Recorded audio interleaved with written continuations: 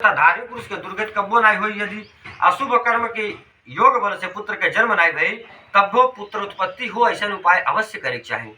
सतचंडी विधान से या हरिवंश पुराण से जगह पुत्र न होता रहा सतचंडी करा दे या हरिवंश पुराण में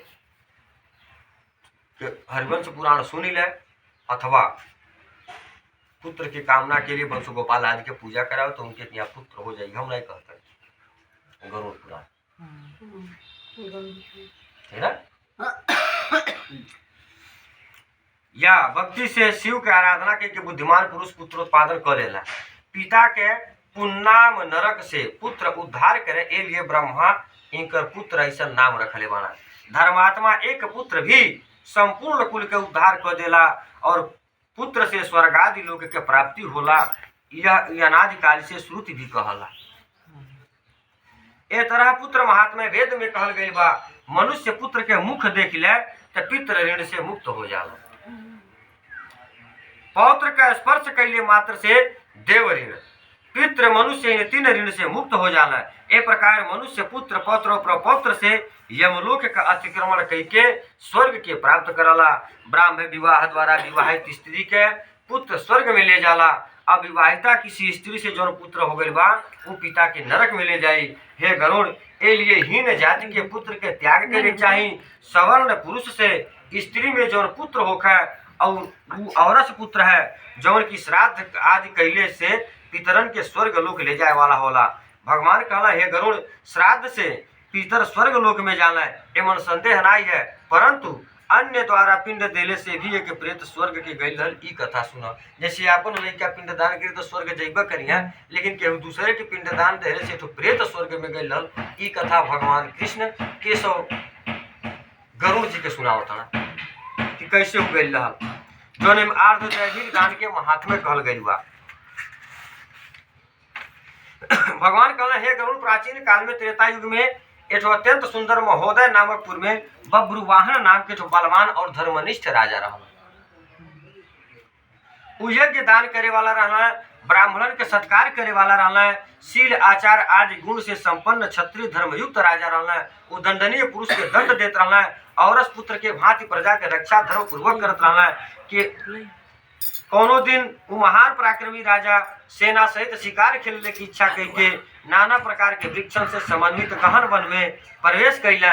नाना प्रकार के मृगन के समूह तथा नाना प्रकार के पक्षी जहाँ शब्द करत रहला ऐसा वन में राजा दूर से एक हिरण के देखला। वो राजा दूर से अति तीक्ष्ण मृगवेदी बाण मृग पर छोड़ला लेकिन वो मरल नाय बल्कि राजा के चलावल बाण के लेके मृग वन में प्रवेश कर गई। राजा मृग के नाय देखला खाली राही में जो रक्त गिरत गई रहल रक्तपात होत रहल जो गिरत ओकर चिन्ह देखी के राजा वो हिरण के पीछे दूसरे जंगल में पहुंच गए न।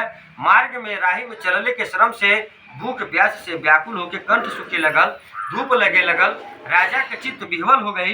ए प्रकार चलत चलत तालाब के देखला राजा घोड़ा सहित जल में प्रवेश कर गई और राजा अश्व से उतर के कमल के सुगंध से व्याप्त शीतल जल के पियले से स्वस्थ चित्त हो गई। राजा उस समय वहां एक बट वृक्ष देखना बरगद के पेड़, वो बरगद के पेड़ की छाया के देखते मन के हरे वाला विस्तृत डाल से युक्त और पक्षिन के संग से शब्दायमान संपूर्ण मन के ध्वजा सदृश स्थित ऐसा वृक्ष मूल के आश्रय लेके राजा वहां बैठ गई। वहाँ राजा एक प्रेत के देखला। वो प्रेत क्षुधा तृषा आदि से इंद्रिय व्याकुल रहलो। प्रेत के ऊंचा केश वाला मैल शरीर वाला कुबला मांस रहित भयानक रूप वाले प्रेत के राजा आश्चर्य युक्त होकर देखला। प्रेत भी भयंकर वन में आयल राजा के देख के प्रसन्न चित्त होकर राजा के पास जाके वो प्रेत राजा से कहला। प्रेत कहला हे राजन आपके संयोग से प्रेतत्व के त्याग के उत्तम गति के प्राप्त होके हम अपने आप के धन्य मानते हैं।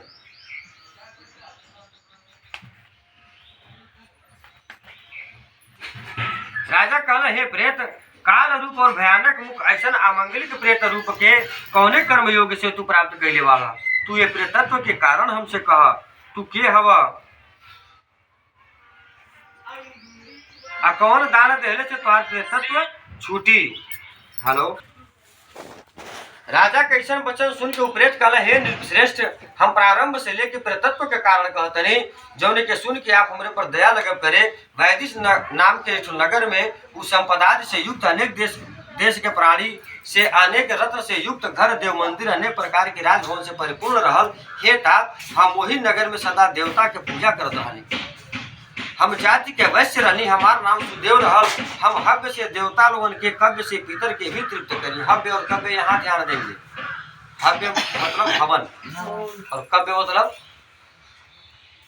ब्राह्मण भोजन। हवन देत के स्वाहा। अब ब्राह्मण भोजन कैले के बाद दुआरी पर कह देना आहा, तो देवता और पितृ दोनों प्रसन्न है। तो कहाँ है? आइए 2 मिनट में आप लोगों को सॉल्व करके, कथा तो भी चलिए 1.5 घंटा।